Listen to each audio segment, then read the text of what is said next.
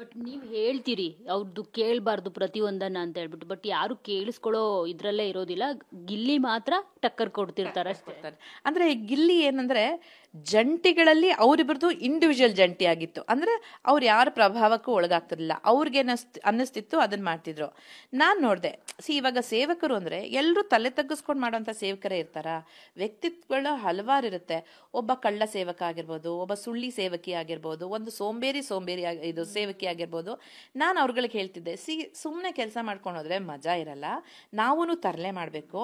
ಆಮೇಲೆ ಒಂದು ಸರ್ಕಾರ ಚೆನ್ನಾಗಿ ನಡೀತಿಲ್ಲ ಅಥವಾ ಏನೋ ಇದೆ ಅಂತ ಹೇಳಿದಾಗ ಪ್ರಜೆಗಳು ದಂಗೆ ಹೇಳ್ತಾರೆ, ನಾವು ಮಾಡೋಣ ಅಂತ. ಬಹುಶಃ ಅವ್ರಿಗೂ ಎಲ್ಲ ಹೊಸದಾಗಿರೋದ್ರಿಂದ, ಆಮೇಲೆ ಇನ್ನೂ ಒಂದ್ ಸ್ವಲ್ಪ ಎಳೆ ಮನಸ್ಸುಗಳಾಗಿರೋದ್ರಿಂದ ಹೆದರ್ಕೊಂಡ್ರ ಅಥವಾ ಯೋಚನೆ ಮಾಡಕ್ಕಾಗ್ಲಿಲ್ವಾ ಗೊತ್ತಿಲ್ಲ. ಫಸ್ಟ್ ವೀಕಲ್ಲಿ ಅದೇನೂ ಆಗ್ಲಿಲ್ಲ. ನಾನು ಹೇಳ್ತಾನೆ ಇದ್ದೆ ಮಾಡೋಣ ಏನಾದ್ರೂ ಮಾಡೋಣ ಅಂತ. ಬಟ್ ಅಲ್ಲೆಲ್ಲೂ ನಾನು ಮಂಜು ಭಾಷಿಣಿಯಾಗಿ ಮಾಡಲಿಲ್ಲ, ಸೇವಕಿಯಾಗಿ. ನನಗೇನು ಪಾತ್ರ, ಐ ಆಮ್ ಆರ್ಟಿಸ್ಟ್, ನನಗೇನು ಪಾತ್ರ ಕೊಡ್ತಾರೋ ಅದನ್ನು ನಿಯತ್ತಾಗಿ ಚೆನ್ನಾಗಿ ಮಾಡಬೇಕು ಅನ್ನೋದು ನನ್ನ ಉದ್ದೇಶ. ಅದಾಗಲಿಲ್ಲ.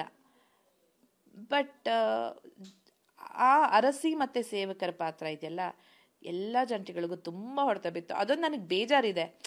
ಅಯ್ಯೋ, ನಮ್ಗೇನು ತೋರಿಸ್ಕೊಳಕ್ಕೆ ಆಗಿಲ್ವಲ್ಲ. ಒಂದು ಮಾತಾಡಬೇಕು ಅಂದ್ರೂ ಅರಸಿ ವಿರುದ್ಧ ಸೇವಕಿ ಮಾತಾಡೋಕ್ಕಾಗಲ್ಲ, ಮಂಜು ಭಾಷಿಣಿ ಆಗಿ ನಾನು ಮಾತಾಡೋಕ್ಕಾಗಲ್ಲ ಅಲ್ಲಿ. ಆ ಒಂದು ಜಂಟಿಗಳಿಗೆ ಎಂಥ ಹೊಡೆತ ಬಿದ್ದುಬಿಡ್ತು ಅಂದರೆ, ನನ್ನ ಅನಿಸಿಕೆ ಪ್ರಕಾರ, ನಾನು ಅಗೇನು ಹೇಳ್ತಿದ್ದೀನಿ, ನನಗೆ ಯಾರ ಮೇಲೂ ಕಂಪ್ಲೇಂಟ್ಸ್ ಇಲ್ಲ,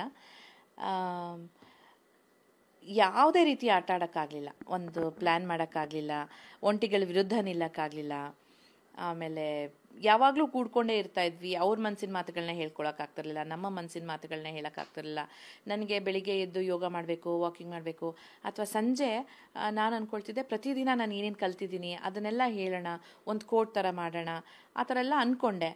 ಬಟ್ ಮತ್ತೆ ಆ ಹುಡುಗಿನ ಹೇಳ್ಕೊಂಡು ಹೋಗಬೇಕು, ಅವಳಿಗೆಲ್ಲೋ ಬೋರ್ ಅನ್ಸ್ಬೋದು, ಅವಳಿಗೆಲ್ಲೋ ನಾಟಕೀಯ ಅನ್ಸ್ಬೋದು. ಅದೆಲ್ಲ ಕ್ವೆಶ್ಚನ್ ಮಾರ್ಕ್ಗಳು, ಕನ್ಫ್ಯೂಷನ್ಗಳು ಶುರುವಾಗೋಯ್ತು ಪ್ರತಿಯೊಬ್ಬರಿಗೂ. ಅವ್ರವ್ರದ್ದೇ ಆದ್ದು. ಇವಾಗ ನನ್ನ ಮನಸ್ಸಿನಲ್ಲಿ ಇದಿದೆ, ಇನ್ನೊಬ್ರು ಯಾರ್ದೋ ಮನಸ್ಸಿನಲ್ಲಿ ಇನ್ನೇನೋ ಇರುತ್ತೆ, ಎಲ್ಲ ಹೊಡ್ತಾ ಬಿದ್ದುಬಿಡ್ತು. ಅದೊಂದು ಬೇಜಾರಾಯಿತು. 1 ವಾರ ಕಳೀತು.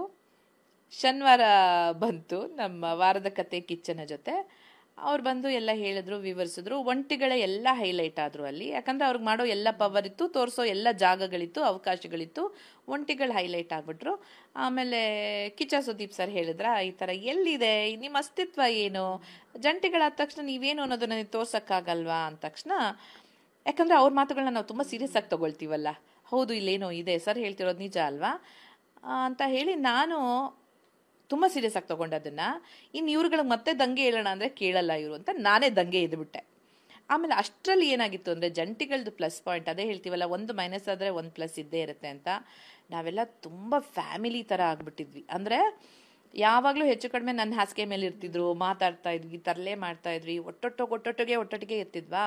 ಒಂಥರ ನಾವೆಲ್ಲರೂ ಒಂದು ಅನ್ನೋ ಭಾವನೆ ಬಂದ್ಬಿಟ್ಟಿತ್ತಾ. ನಾನು ದಂಗೆ ಹೇಳ್ತಿದ್ದಂಗೆ ಎಲ್ಲರೂ ಜೊತೆ ಆಗ್ಬಿಟ್ರು.